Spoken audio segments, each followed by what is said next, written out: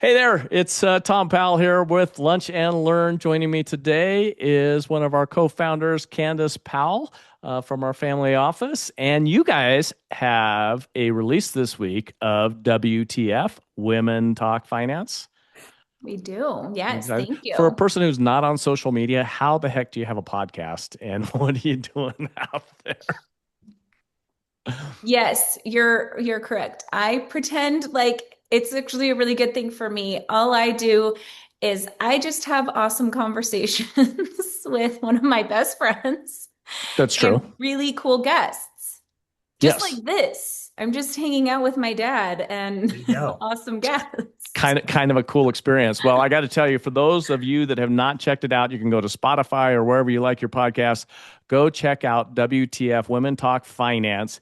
And I am probably the number one recruiter for their guests because I'm always finding super cool guests along the way You're our number that one I'm like, promoter. I am. You're I our love it. dance mom. I'm Honey Boo Boo.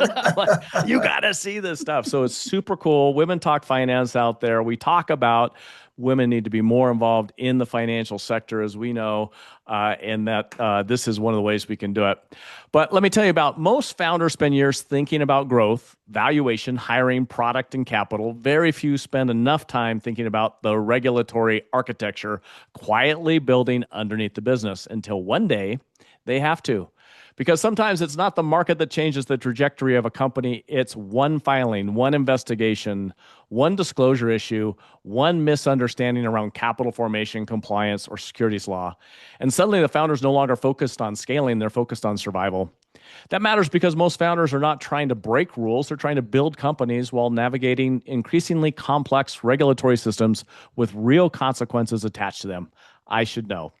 And that brings us to today's conversation. Our guest has seen this world from both sides. Nick Morgan served as a senior trial counsel at the SEC. Today, as the founder and president of ICAN, he works with founders, investors, and operators navigating the growing intersection between regulation, capital formation, enforcement risk, and constitutional boundaries. What I appreciate about Nick is this. He does not speak from theory, headlines, or commentary. He lived inside the enforcement system itself and also inside the defense system. He understands how investigations unfold, how decisions get made, where founders get exposed, and why understanding the structure matters long before the problems appear. So whether you're raising capital, serving on a board, scaling a company, managing investor communication, or simply trying to better understand the realities founders face in today's environment, this is going to be an important conversation and a timely one. Please help me welcome Nick Morgan. Wow, Tom, that was a nice introduction. Thank you. Isn't it great what my staff does for me? Well, I don't want to cut you off if you were going to ask me a question right out of the gate, but I'm going to take issue with one word in that Okay, introduction, please which do. is, You're a lawyer, so you get to. yeah, that's my thing, navigating. Oh. So Hmm. you alluded to the fact that I spent a long time at very large law firms, and I would say when I was at the large law firms, that was an accurate description. I helped clients navigate through the SEC process and specifically the enforcement process. Today at ICANN, I would use a different verb. I would say challenging, pushing back. I am no longer, thankfully, although there is a good and proper place to help people navigate through these things, I am no longer in the navigation business. I am in the reform, change, challenge business at ICANN. It's a completely different model, as you know. Well, intimately. So to be on both sides, I've gone up against the SEC. I presently am going up against the SEC, hopefully in the Supreme Court, which, by the way, we had 16 amicus briefs. Either way, apparently is okay to say it however you want to. I've Latin or been Greek? told. Huh? It's Yeah. Latin or Greek. You It's take the pick. Latin or Greek, whichever way you want to say it.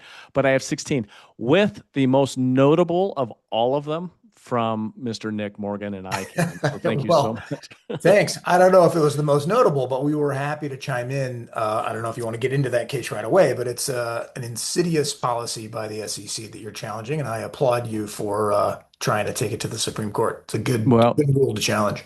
I believe it's unconstitutional what they do. I am not saying the SEC is unconstitutional, and neither of us think that the SEC should be abolished or that you don't need to have regulators. Right.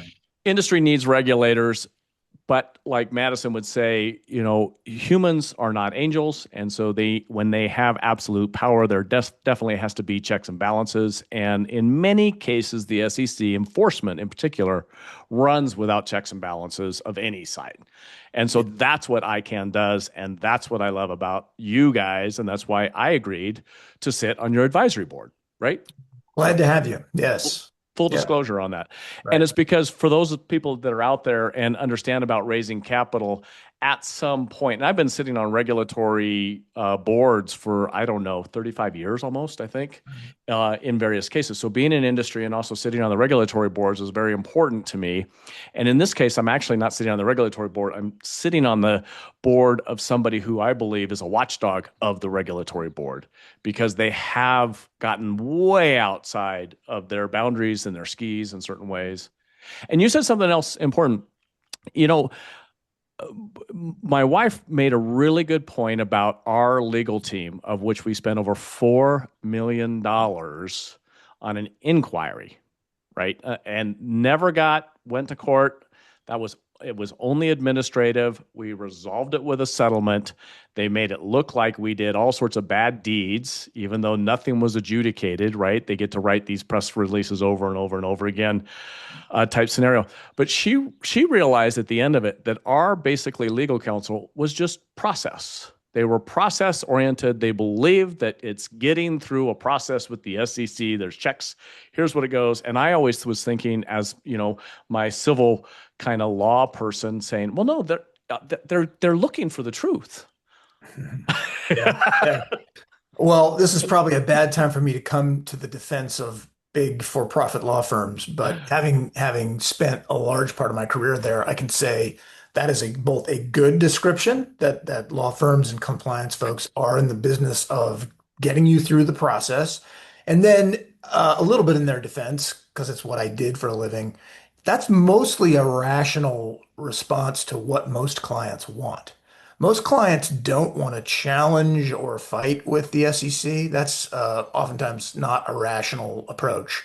So most clients want, I'm not saying you fit this, but most clients, what they want to do is if the SEC comes, they want to resolve whatever issue the SEC raises. They want to put it behind them and they want to get back to what they're best at, which is whatever line of business they're doing. So what has evolved is very much a process-oriented relationship between the regulator and the law firms representing people in front of the regulators, and that's what I did. So but and then maybe this is a good segue into the reason we started ICAN. The reason we started ICANN is because we saw that phenomenon, and we said, who's arguing for reform?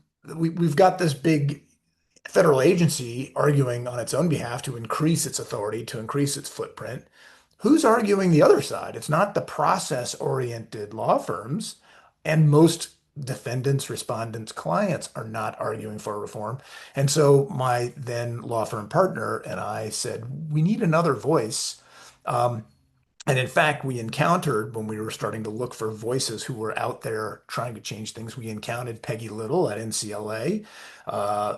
She was fighting on behalf of someone we've come to know, Michelle Cochran. So there were a few voices out there, and I would single her out as one of them, her and NCLA out as one of them, trying to push back against the SEC. But we thought there weren't enough. And so while we were partners at a big law firm, we created ICAN as a 501c3, hit that donate button, as a sort of side project when we were at the big law firm, so that we could have a vehicle that could make arguments that they weren't being made by anyone.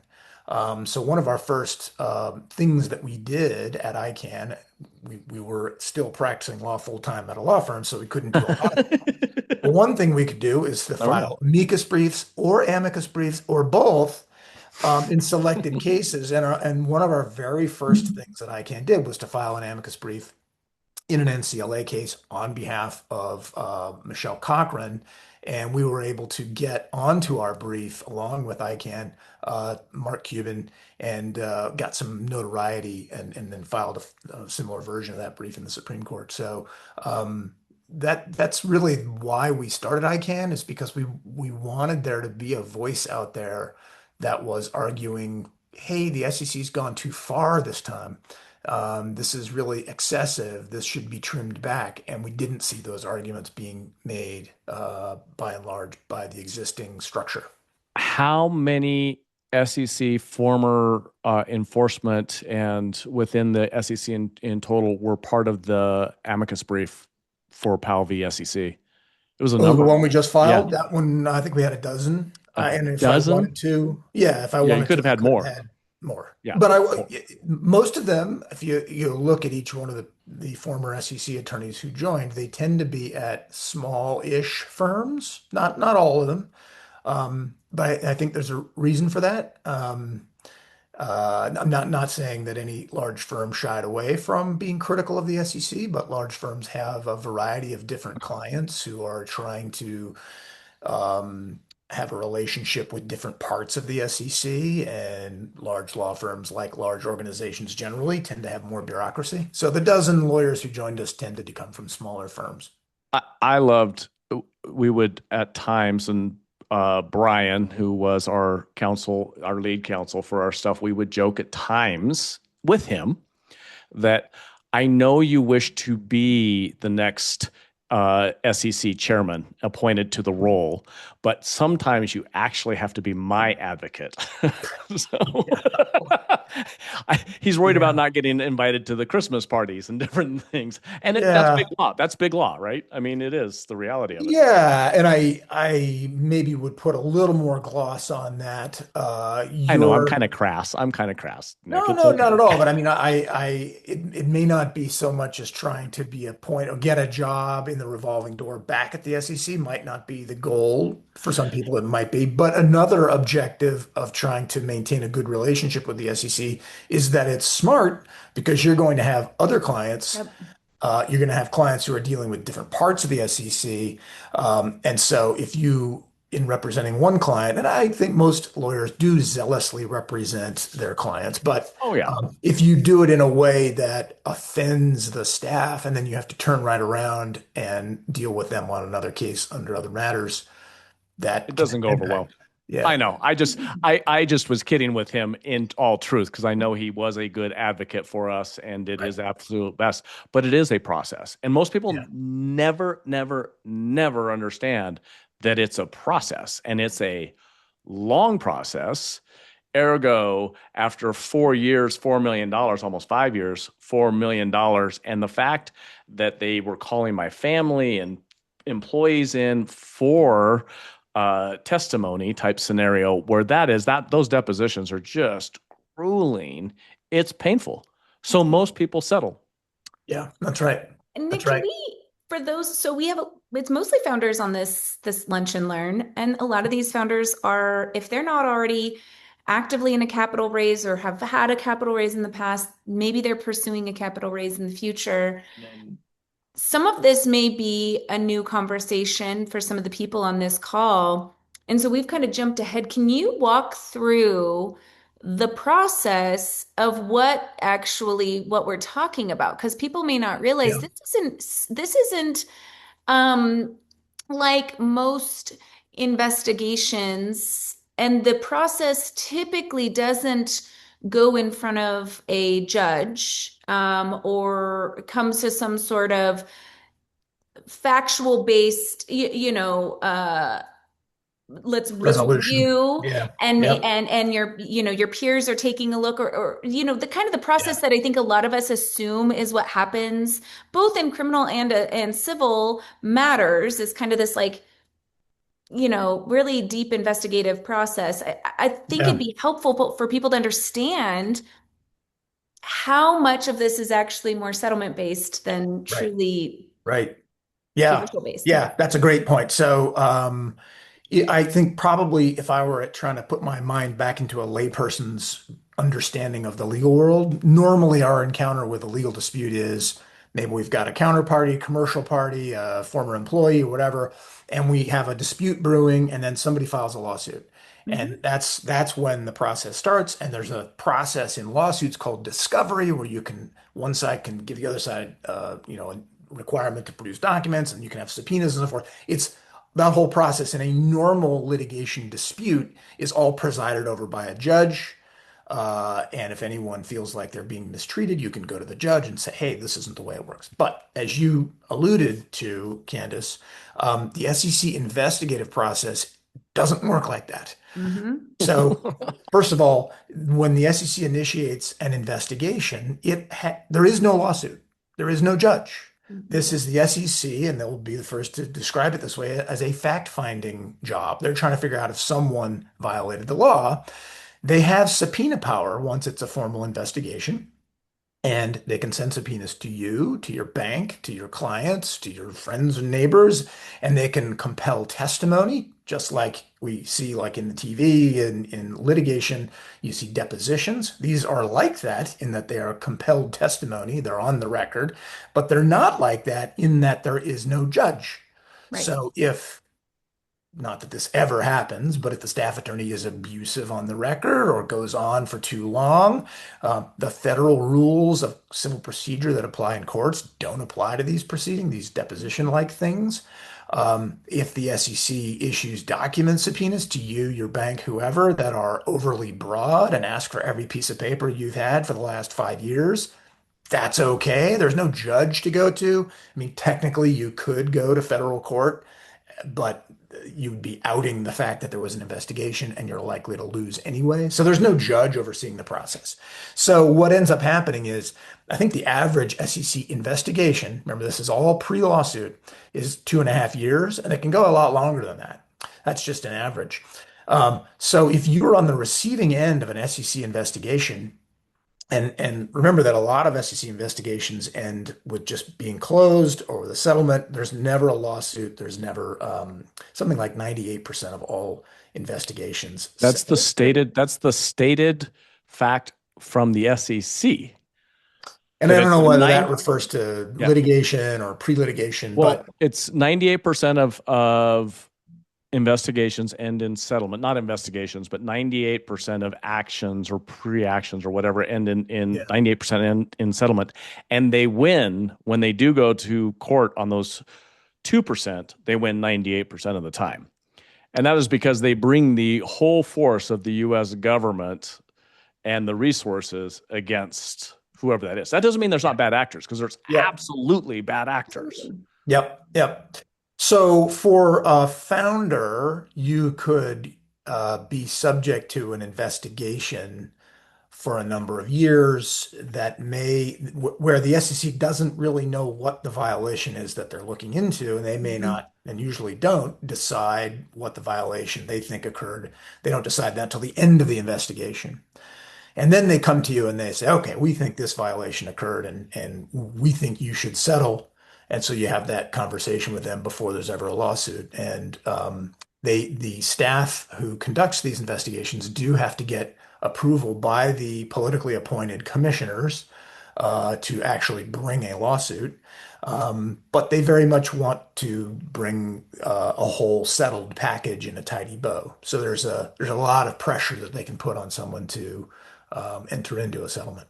And if I Well, can, so 2.5 years just kind of through this first process, do you have any idea of what the average cost of, I mean, and I mean, we all know counsel is there's a spectrum, right? You you can have your brother-in-law who does some, land use, attorney work, or you can hire a big firm who has that's what they do. They do SEC,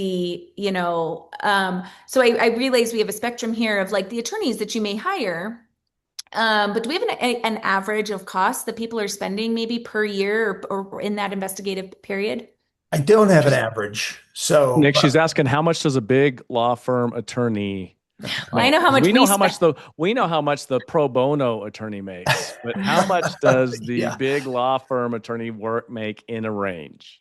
Well, so first of all, you're absolutely right that there's a vast variety of levels of complexity in the underlying matter, Yeah. big variety in the type of law firm lawyer. But the answer to, well, let me answer it in two different ways. You can spend as much as you want to spend. There is no upper limit. So if you go to one of the bigger law firms, one of the biggest law firms, they are capable of putting together an army of lawyers on your behalf which could be very reassuring and could run you $1 million a month easily. Mhm. So that's we'll put that sort of at the upper range. And this is all pre-litigation. Oh, we're going to do our own parallel investigation. We're going to gather all the documents and more that the SEC might look at, and we're going to anticipate every move they might make so that we can position you as good as possible. So that's at one end. The other end, you might get a very talented sole practitioner who's doing the best they can, who's going to charge you, $500 an hour would be extremely cheap these days for an SEC Right. matter. You'd be hard pressed to find anybody charging that kind of hourly rate. There's difficult to average that, but let me also just for a typical SEC investigation, you're talking about hundreds of thousands of dollars at a minimum if you want Hmm. to do it right. And if it's a matter of any sort of complexity, it's not going to be tens of thousands of dollars. And you probably could avoid getting into millions of dollars if you do it in a certain way and it's not too complex, but very easily gets into the millions of dollars for I would say, mid-tier in terms of hourly rates firm in a mid-tier complexity matter. So the 98% settlement rate, how, I mean, and this is fully like just us hypothesizing here, but like Yeah, how much of that is just fatigue, both financial fatigue and fatigue from fighting a battle after several years? Because several $100,000, even if that's what you can keep it to on the lower side, I know, I right. mean, we millions. Um, that's a lot for founders, especially, Yeah, really any yeah. size founder. That's really difficult. And that's just the dollar cost. In terms Hmm. of disruption of the business, emotional cost, it is difficult to sit under testimony multiple days, maybe being called back for additional testimony, having to respond to additional requests for information. It's disruptive and it's emotionally exhausting too. So now we know that because the SEC imposes gag orders on anyone who settles, that people are not free to say that once they settle. They can't settle and then go out and have a press conference the next day and say, "Oh, I only settled because it was super expensive. I was exhausted by the process. I wanted to get on with my life." You can't say that. So if you go looking for examples of that, you won't find it because people can't say it. But what you can do is you can look at people who had enough money to fight. So, for example, there's a billionaire you may have heard of named Mark Cuban. He was sued by the SEC, and he said, "You know what? I didn't do anything wrong. I'm going to fight." So he famously said he spent something like 14 or $15 million to get through federal litigation, to get in front of a jury. The jury found him not liable. And he was free to say, "I spent all this money. I'm privileged enough to have the resources to be able to do it, and I had the fortitude to go through with it and do it." Most people don't have that ability. But and then he talked all about the shortcomings of the SEC's case in the litigation to the press. But you don't hear stories like that from people who settle because people aren't allowed to say it. No, and he was fighting a case that at total was 750,000 total Yeah, it was an and insider spent trading 12 claim. to 14 million, right? And most recently you had Elon who's just settled his trust settled. He settled or he's going to be released for $1.5 million on the Twitter doing that scenario. And what's interesting on that is even Elon Musk signed the gag order, or at least his attorney signed it for him, which is really interesting because this has been an ongoing thing, which is, and by the way, only the commodities trading CFTC. agents, yeah, CFTC. Yep. If I said that, nobody's going to even know who that is in most cases. So, and the SEC are the only two federal agencies that have this gag order, which is once we get done beating you up in the jailhouse confession, and we put it in front of you, because by the way, they write the confession. They write the offer basically, and then they write whatever they want to say after the point, which I'm saying a little bit tongue in cheek, but it's true. And then they put it in front of you, and in most cases, you really can't negotiate much. Maybe a little bit of words here and there, but you don't get to negotiate much. So our Right. settlement, and we're going to leave the subject, but our settlement, we were spending what my settlement was, which I settled for $75,000 I was spending that each month or more on our counsel. So it's Yeah. just an economic scenario at the end of the day, right? Yeah. It's like we have no fault here at this point as we're getting ready to sign that. Now, of course, now I have to say no, we had no fault. We neither admit nor deny. Can't say anything else along that line, and that's what we're actually fighting in court. Let me tell. So let's move to this. Angela, will you pop up how you give? Because this is actually a couple cool things that's going on here. This is how you get in touch with Nick, and then he also it is a nonprofit. So he goes from working at big law, making big money, to now working with me on how to raise money, which that little donate money now button down there.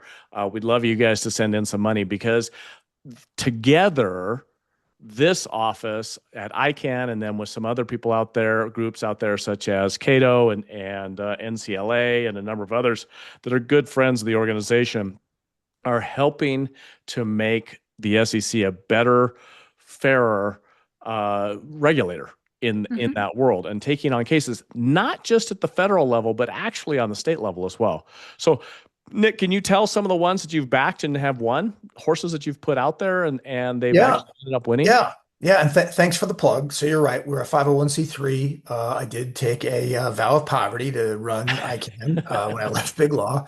But really, we're doing it because we want to make the capital markets better and not so terribly terrifying as it can be with the SEC acting the way it does sometimes. So our very first case when I left the law firm and was running ICANN full time in 2024, we represented a founder. And his name was Joseph. Joseph was just completed a Reg A Plus offering. I think it was one of the first ones. And a requirement of that kind of offering was that he have a CPA involved. So he hired one, and he had raised about $1 million. And the CPA, or the person he thought was the CPA, came to him and said, gee, I'm not a CPA. And so Joseph said, that's not good because we already raised money on my belief that you were a CPA. So Joseph went to the SEC and self-reported and said, hey, we've raised under this particular exemption. And we thought we had a CPA. We don't. So the SEC responded by suing Joseph in federal court, did not allege that he committed fraud, did not allege that he had misused investor money. He was trying to start a company that would create streaming entertainment for urban audiences. They didn't suggest that that's not what he did. They said, like he told them, you raised money under this exemption. You didn't have a CPA, therefore you did not qualify for the exemption. And what the SEC was seeking in court was what's called disgorgement, which is where the SEC requires a person to give up what the SEC calls ill-gotten gains, and a penalty. So there are two different things. We knew that the Supreme Court had put limitations on the SEC's ability to get disgorgement. Basically, they wanted Joseph and his company to write a check equivalent to every single dollar that he raised to the SEC, not to the investors, but to the SEC. So we knew the Supreme Court had put limitations on that. So we fought back, and the amount the SEC requested from the judge was hundreds of thousands of dollars. I think it was about $1 million what was raised. And the judge, after we got involved, awarded $0 of disgorgement. So that was our first case out of the gate, and it really kind of exemplifies what we're trying to do. If you're out in good faith trying to start a business and raise money, and you have an inadvertent foot fault, the consequences should not be life ruining. Right. You should be able to try and work something out and move on with the business. This SEC lawsuit destroyed the business because and I tell you, there were two of the best phone calls in that case were when we heard about the case. Another lawyer told us about it. Joseph had run out of money. He paid his lawyer money, and about 6 months into the case, this is a federal court case, he ran out of money. The lawyer understandably resigned, not working for free. And so Joseph was representing himself in the case. The SEC, at a time when he had no lawyer, filed what's called a motion for summary judgment saying, we win.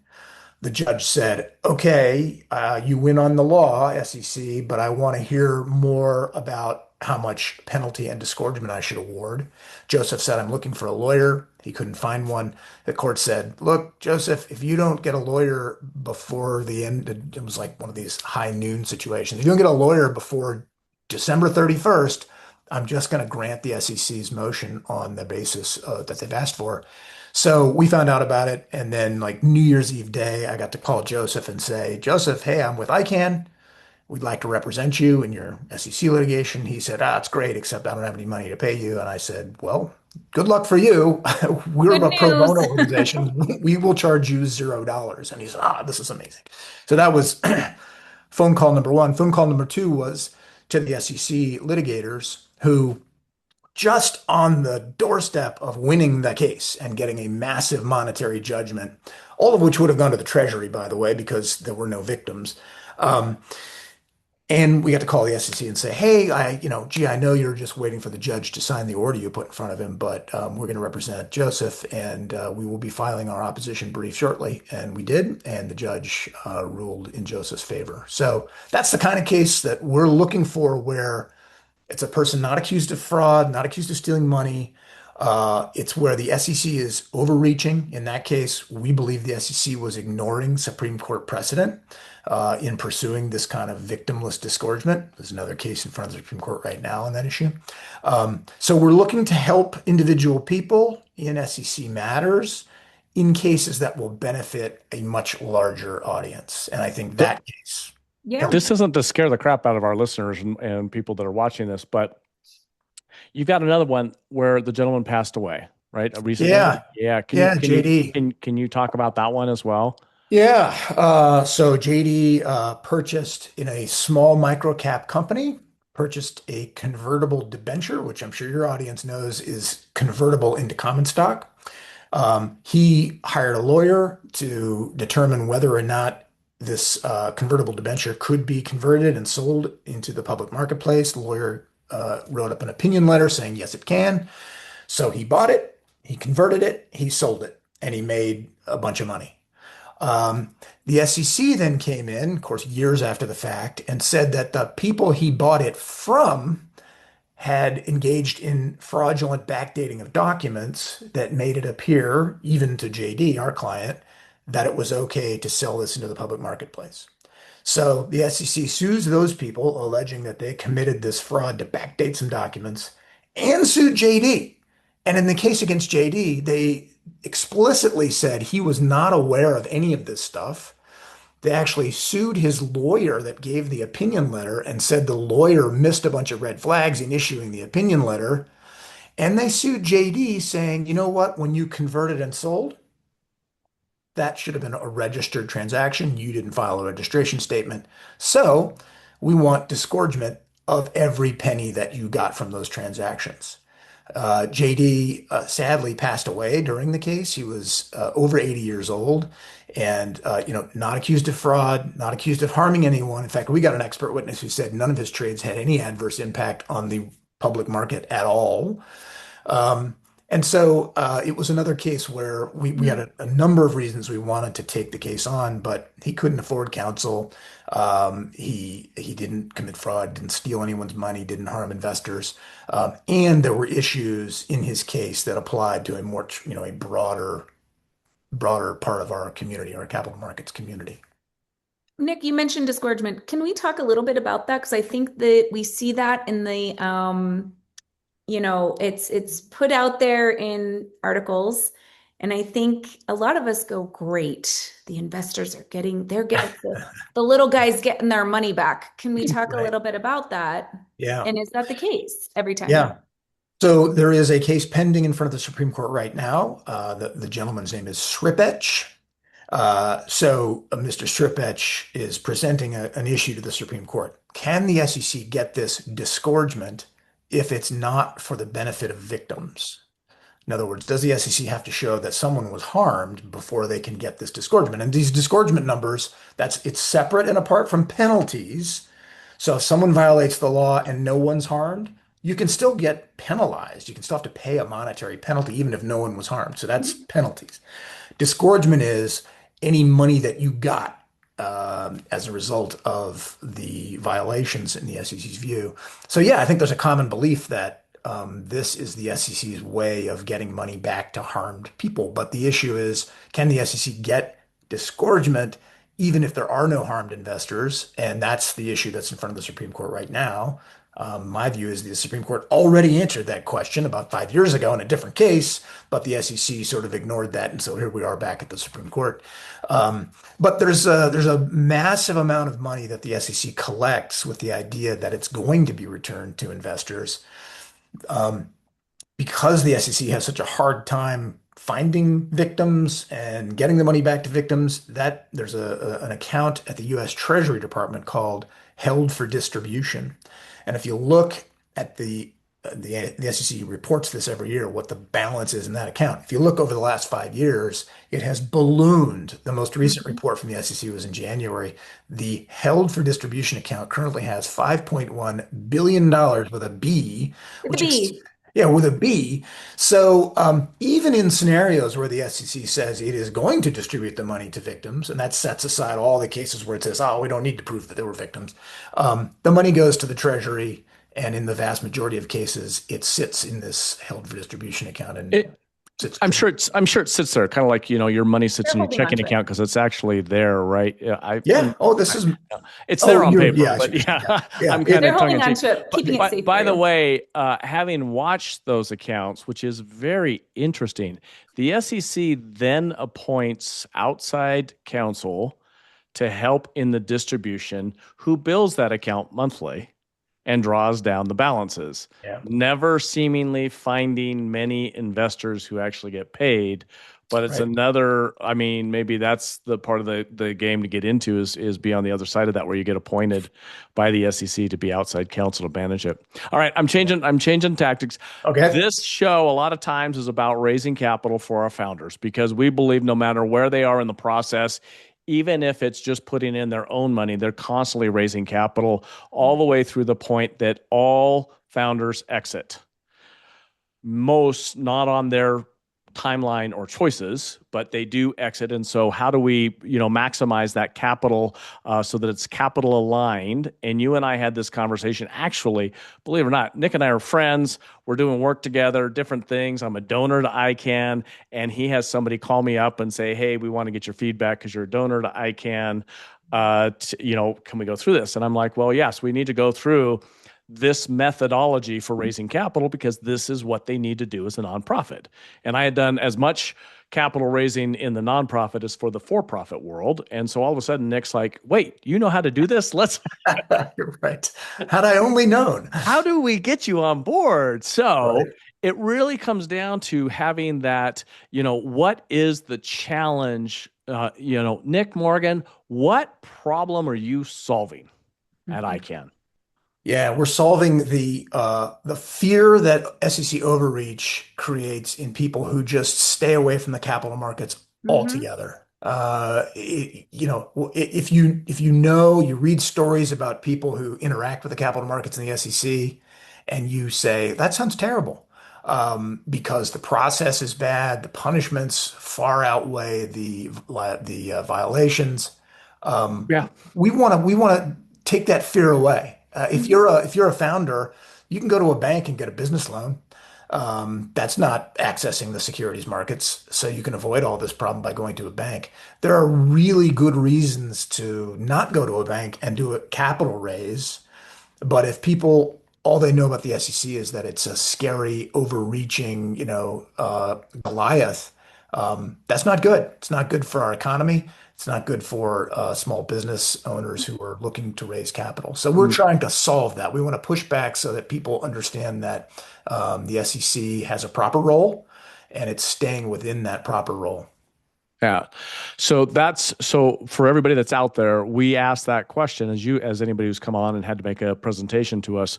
We really get it finite. It's got to be big. It's got to be hairy. It's got to be scary.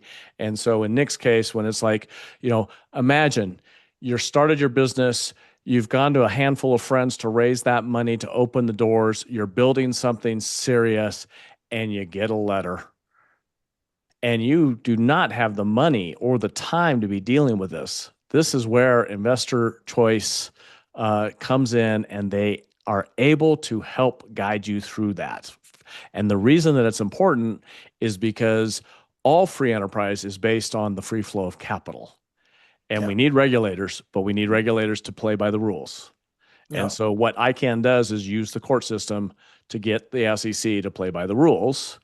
And what that means for all of us is that we have more capital available in the markets to be able to grow our businesses. Mm-hmm. Right? Well put. What he said. That's what I said. Well, That's what we're doing. imagine And we're actually doing a luncheon on this down Right. in San Diego coming up here in June. Is that right? Right, right. So I'll be in Del Mar to present ICAN to a thing called Best Ideas Dinner.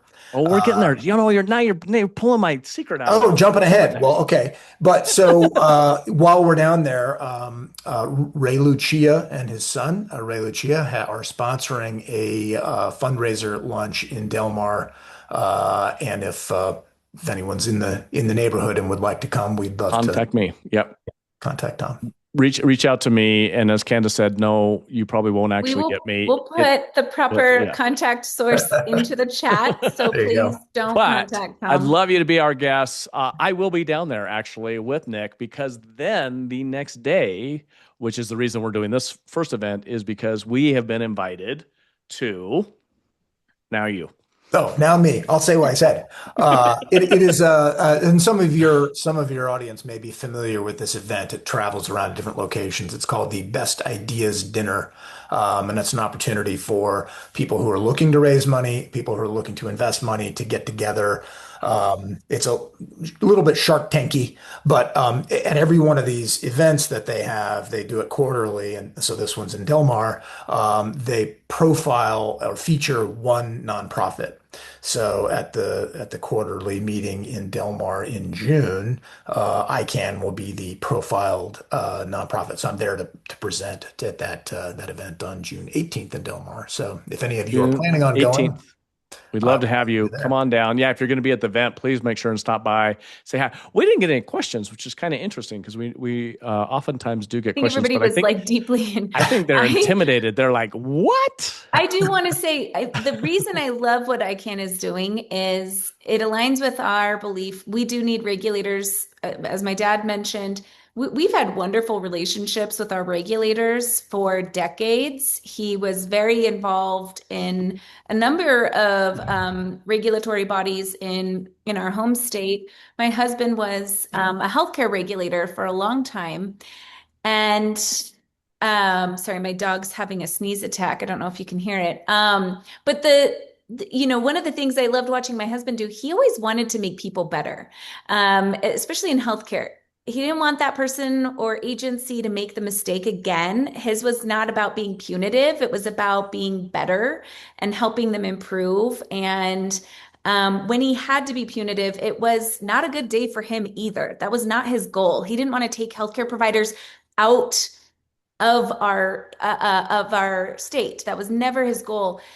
And so the idea that we have groups like ICANN out there holding our regulatory bodies to a higher standard and saying, be better, do better, keep good people in the business. Imagine if that $5 billion that's sitting at the Treasury, plus the unbelievable amount that has been spent on attorneys, which I mean, it probably makes that number, the 5 billion, look Right, piddly. right, Imagine if those founders and those business owners still had that capital to be putting back into their businesses and right, improving.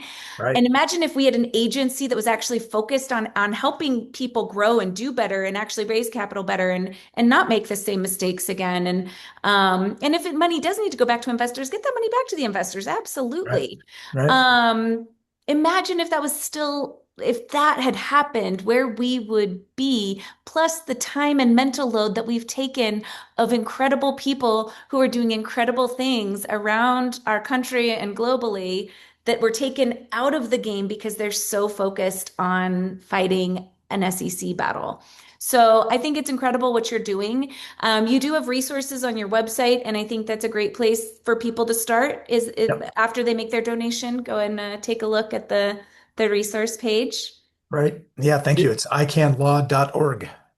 Yeah, Candace, to that point, I even love that although they've changed this recently, they've made it a little bit more tough sounding, but it is on the SEC site. Part of their statement is it promotes fairness and efficiency in the securities market and facilitates capital formation for those looking to hire, innovate, and grow. And I would argue that there's just not true in most cases. I think they may come with the intent, even especially when they're hired, but pretty quickly it becomes, hammer, nail, and how do we get it? And with the big guys, the Wells Fargo, Schwabs, even Warren Buffett, if you look, in the past, everybody has essentially gotten a fine at some time.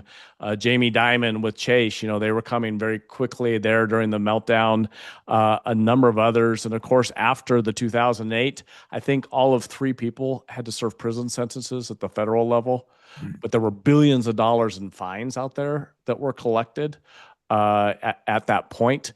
But the small investors are the ones who take the biggest brunt of the actions on that. We do have a question from Ernest. Let's see. With the outlook of potential SEC issue, what are the best practice to consider now before the capital has been raised? Do we need to be aware of investors not being as protective or productive to not have to deal with the potential issues?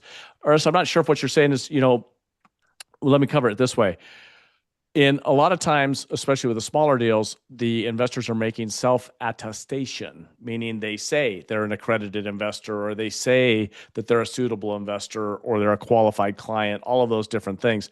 There are other ones that actually have systems to where they have to prove that they're there. And the more you get them to prove it, the better you are. But even with our stuff, we had very solid suitability questionnaires and very solid putting the responsibility back on the investor. And at times, those are deemed inappropriate, and that you let someone in who wasn't appropriate. And to that matter, in a civil case, little old lady comes rolling in a wheelchair. I'm not sure that the wheelchair was real. Don't know that it wasn't, but don't know that it was. And to the judge, it's like, I wasn't an accredited investor. It was a total scam. I told them I wasn't. And it's like, you've got your documents right here that you signed as your signature. Yeah. So Yeah. I don't know. Yeah. So one thing that's sort of embedded in that response, I think is implicit, is only deal with accredited investors, assuming Yeah. they can, prove that they are. So that in itself is a sad commentary. It's good advice, like don't try to deal with unaccredited investors because you're going to have a bunch of problems. But at ICAN, we're actually challenging the accredited Yeah. investor rule, because why shouldn't you deal with unaccredited investors? Like, why should we exclude them from the capital markets? So Uh, it's good I've met advice. a lot of really intelligent, financially savvy people who maybe didn't qualify as an accredited investor. And then I've certainly met plenty of accredited investors who had no business Yeah. making the investments that they were making. I think we've all met people who a dollar amount does not mean you are knowledgeable enough to be making certain Right. decisions. Right. Well, the timing is just the opposite, right? A 28-year-old who is earning a good income, maybe not the $250,000 a year, but they're earning a good income, certainly has the long window of an investor taking an investment taking longer time for Yes, liquidity event, or absolutely. having lost a small amount of money relative to that, versus the retiree that puts a bunch in because they're enticed by a 12% stated possible return, right? Anyone who's interested in this accredited investor issue should go to our website and go read the case that we brought against the SEC in the federal district court in Texas on behalf of our client named Emily. She fits the profile that you just described there, Tom. And we've had people say, but wait a minute, these private placement offerings are risky. Like, we should keep people out of these risky offerings who aren't accredited. To which Emily says, wait a minute, who is better positioned to make the risk analysis than me? She's a millennial. She's got a master's in applied economics. She has worked for a healthcare company. She's looking to invest in the healthcare sector. It's like, thank you very much. I will decide if I have the risk tolerance. And given her age, to your point, Tom, like she has a big horizon in front of her. So, yeah, I encourage anyone who's interested in this issue to go read our complaint on And behalf it of the excludes our primary residence, which is where a lot of us wealth. millennials, that's where, Right, right. that's, Yeah, it's yeah. not easy to So, get into a house now. So, right. So it's good. It's good advice to Ernest. I think it was the person asking the question, like to stay out of Yeah. trouble, stay away from people who cannot prove they're accredited investors. That is also that's good advice, and it's a sad commentary Mhm. on our regulatory I environment. think it's a sad commentary. In fact, in 2014, when we got involved with our service side of the business, which is what we actually did, we didn't actually issue securities, right? We were servicing a company who was issuing securities. And so in that case, it was all about helping democratize these because the Job Act came out. Mhm. Well, Nick Morgan, one more time. This is how you get a hold of him. This is how you give money to his organization, which benefits all of us because it helps keep the regulators regulated. And so we can have better markets here. And that I very much appreciate. I also appreciate Nick as a friend, although he does have a house relatively close to our house up in Tahoe, and yet we still have yet to ski together. I don't know how that has happened. That's because you're too good at skiing, Tom. I'd embarrass myself, like my snow plow behind you. It'll happen. Yeah, it's going to happen. Well, Nick, thank you so much. I look forward to joining you in June. And Candace, as always, thank you. And Angela for running this. We appreciate it. This will be out on copy. These donation forms are there. And if anybody is interested in joining us in San Diego, just ping our office. And we look forward to having you here again on Lunch and Learn. Have a great day. Thanks, everyone.